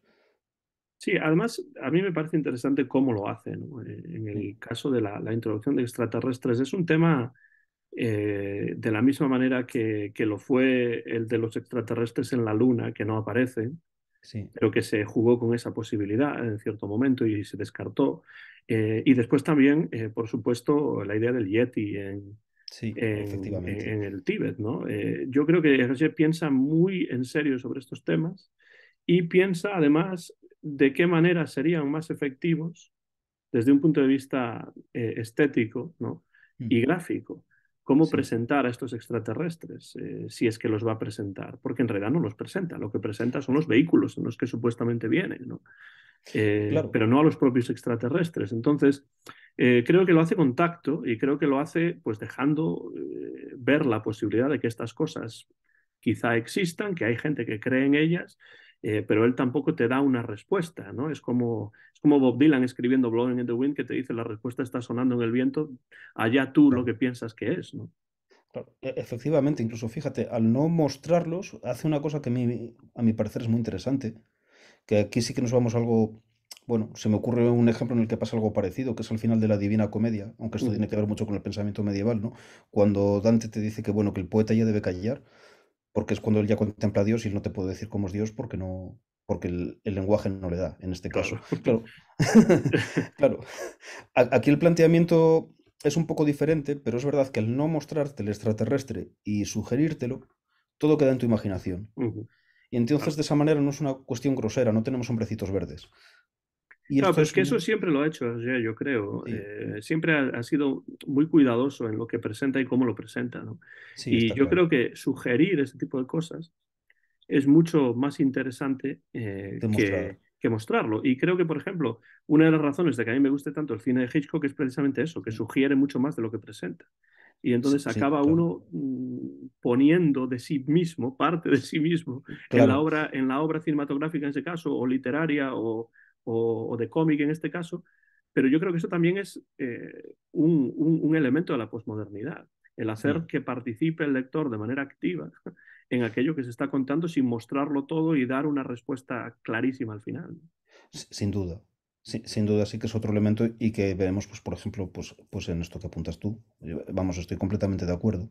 Y creo que apuntabas Aterrizaje en la Luna y me parece también muy interesante, aunque yo ahí no diría que es todavía un álbum posmoderno, ni mucho menos, pero sí que me parece muy interesante como precedente, porque está el tema Ujú. de las huellas con las cuales, que sabemos que son las de Hernández y Fernández, pero ¿y si no?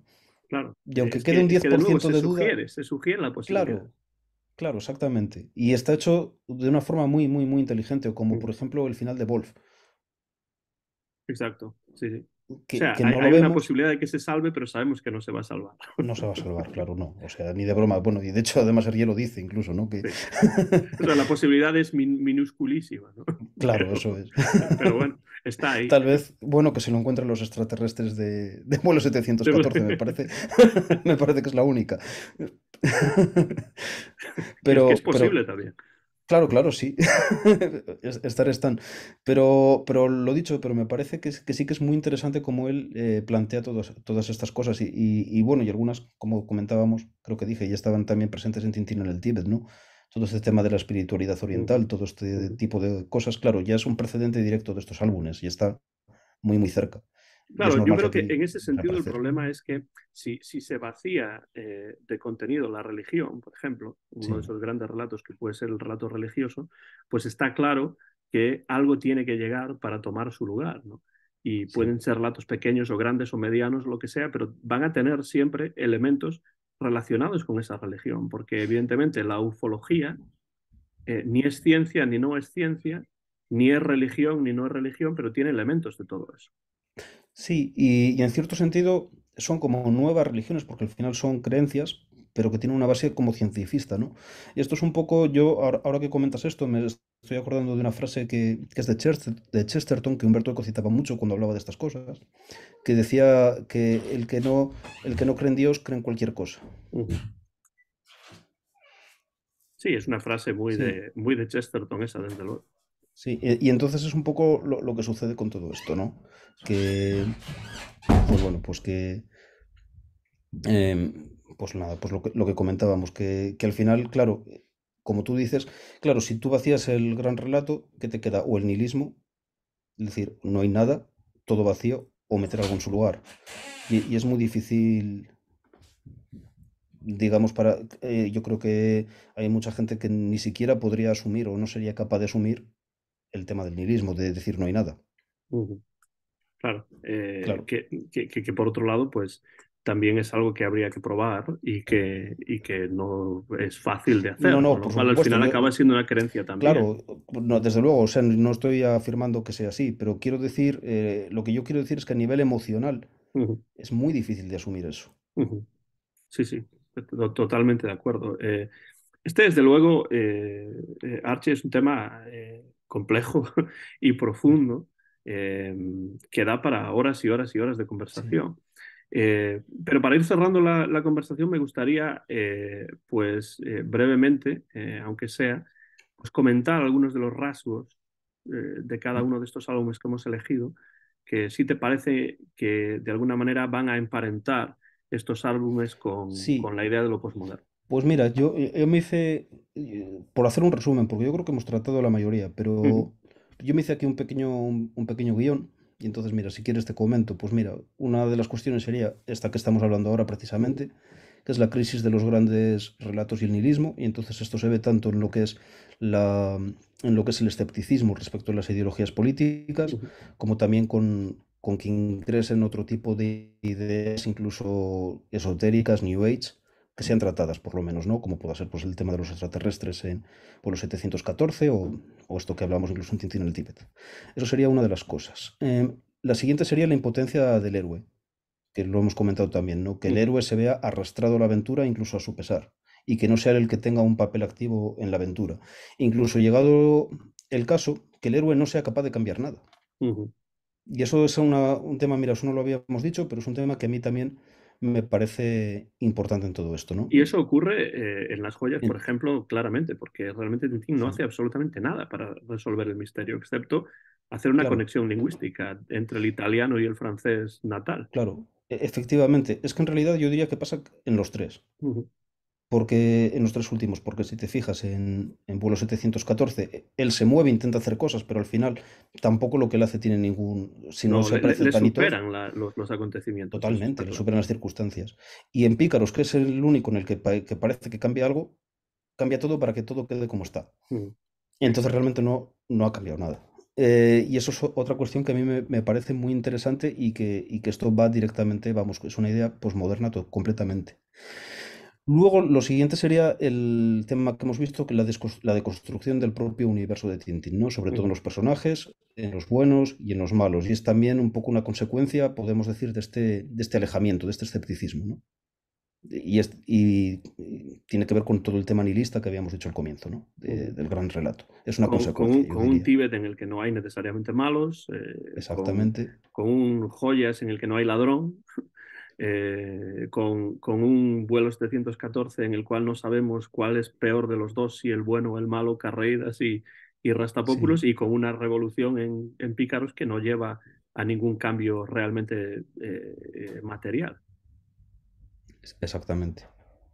Y después tendríamos el tema de la metaficción, que hemos comentado Mm. sobre todo en los últimos álbumes. Poníamos ejemplos del supercolor tornasol en las joyas de la Castafiore. También podría ser de la misma portada, Tintín dirigiéndose directamente al espectador, que hablando de memoria, creo que es la única portada de todo Tintín en la que pasa eso. Sí, porque, por ejemplo, Stock de Coque, pues están dirigiéndose a alguien que los está viendo a través de un catalejo, Y no, los está... no, Claro. no a Y nosotros también, necesariamente, aunque quizá también a nosotros. claro, puede que haya otro rasgo de metaficción ahí también. Pero, por ejemplo, pienso en el cetro de Ottokar, vemos a Tintín mirando de frente, pero está con la mirada perdida en el vacío, por en Sí, sus está pensando preocupaciones, no en nos está otras mirando cosas, sí, sí, está claro. en otra cosa. Claro.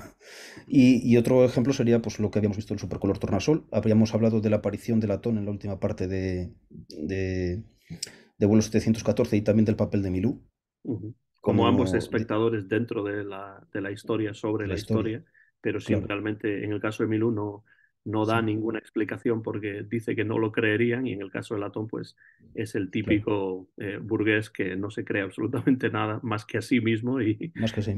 y nada más. E, claro, e incluso da una interpretación, digamos, un tanto caricaturesca de los propios personajes, pero que es una interpretación que mucha gente da. Ujú. Sí, sí. Entonces, es otro punto interesante. Y luego el gran carnaval, obviamente, que supone con todos los niveles que tiene esa metáfora en Tintín y los pícaros, ¿no? Sí, E yo creo incluso que yendo más eso allá, es muy importante, eso. Sí, sí. y yendo más allá, lo que tú habíamos comentado del papel del arte en una obra de arte, que es también Tintín y el arte Ujú, alfa, y de que ujú. Tintín se ha convertido en estatua. Sí, Efectivamente. y también el papel del lenguaje como creador de Exacto. realidades, ¿no? Que pueden Efectivamente, que eso adecuarse a lo que yo, uno espera o no.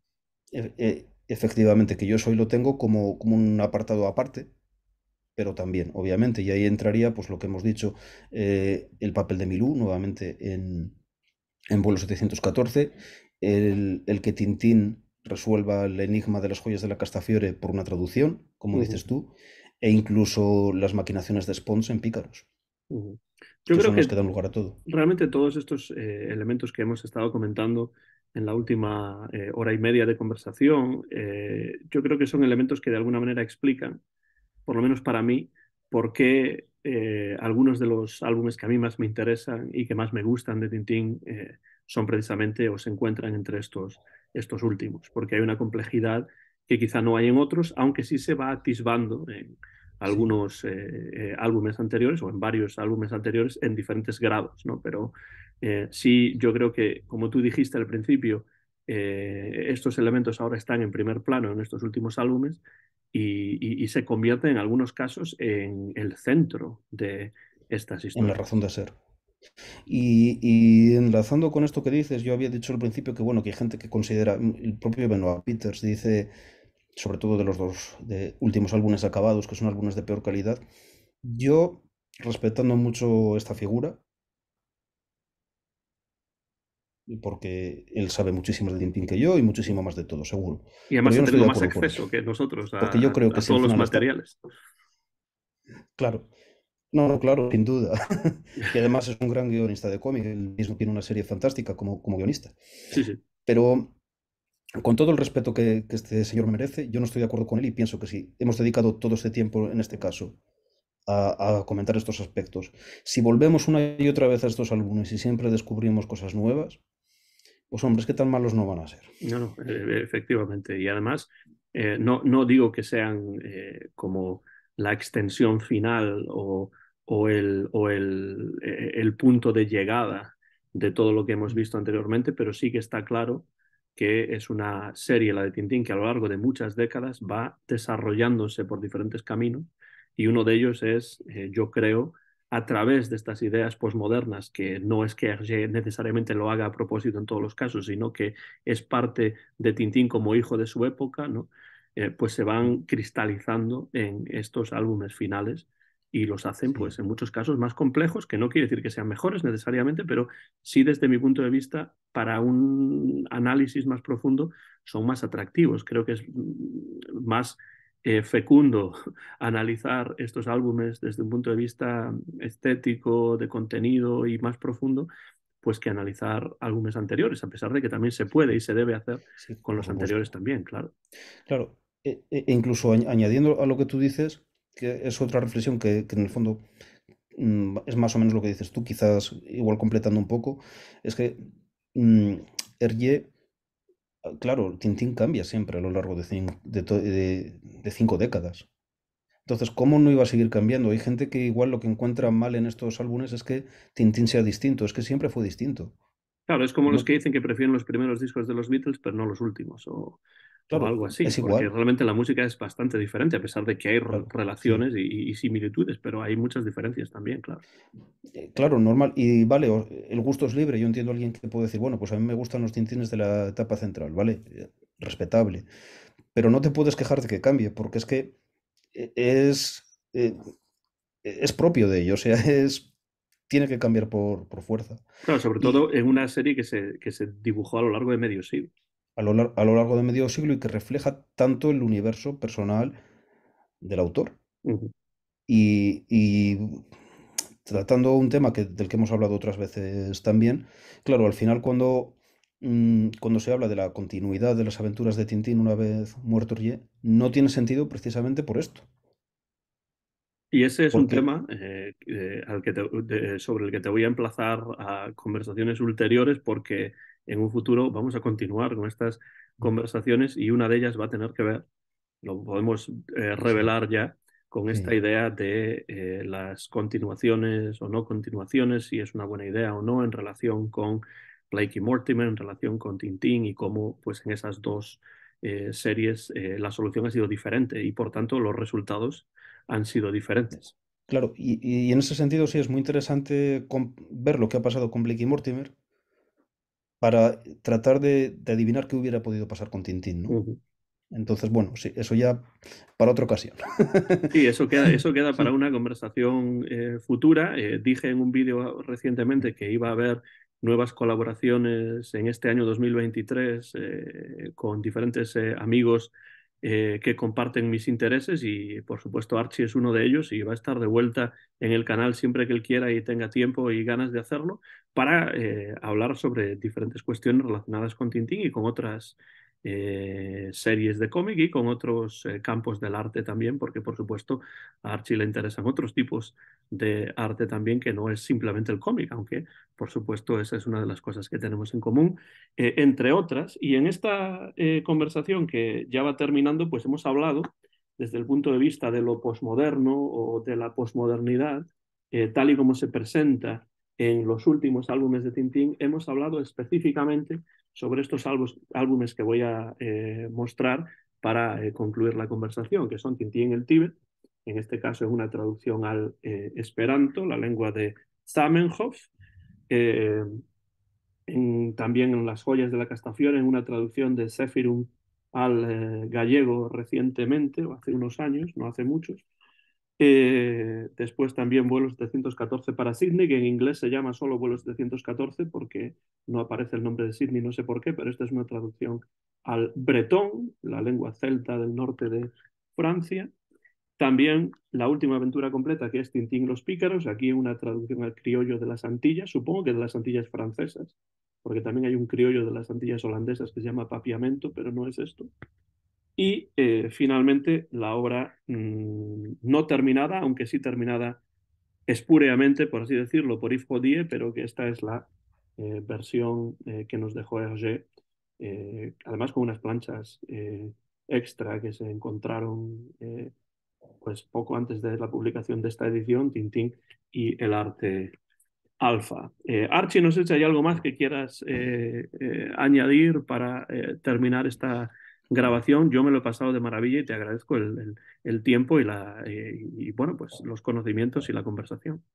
No, no, yo simplemente pues agradecerte que me hayas invitado, agradecerte también ese emplazamiento para futuras conversaciones, decirte que yo también me lo he pasado genial y nada, y simplemente pues esperar que también que quienes vean este vídeo pues que disfruten de ello y simplemente eso. Y como estamos a principios del mes de enero del Ay, año 2023, pues pues Archie y hombre, también a todos los que estén allá claro, afuera, todas las que estéis allá afuera, pues feliz año nuevo, feliz 2023 y siempre digo que traiga todo lo mejor, pero todo lo que sea mejor para cada uno, en la medida de las posibilidades. claro, efectivamente, pues me sumo a esos deseos tuyos para todos, para todos aquellos que vean el vídeo. Este ha sido un nuevo episodio de la serie Tintín y Hergé. Soy Antón García Fernández y he conversado acerca de Tintín, Hergé y la posmodernidad con Archie Haddock, que está en Asturias, en el noroeste de España. Yo estoy en Jackson, en el estado de Tennessee, aquí en los Estados Unidos de América. Mío y de Archie es el copyright de este vídeo que se ha grabado a principios del mes de enero del año 2023 y que muy pronto van a poder ver en mi canal de YouTube Antón GF. Dejen comentarios por la parte de abajo de este vídeo si tienen algo que decir acerca de este tema, acerca de estos álbumes o de otros en relación con la posmodernidad o cualquier cosa que nos quieran hacer saber y nosotros, por supuesto, responderemos convenientemente. No queda más que darles las gracias por estar ahí al otro lado y animarles a que continúen leyendo acerca de Tintín, acerca de Hergé y por supuesto los álbumes de Tintín y de Hergé, tanto de la serie de Tintín como de otras, porque siempre se encuentran cosas nuevas cuando uno relee estos álbumes de Georges Remy. Gracias, Archie, gracias a todos ustedes y hasta la próxima ocasión.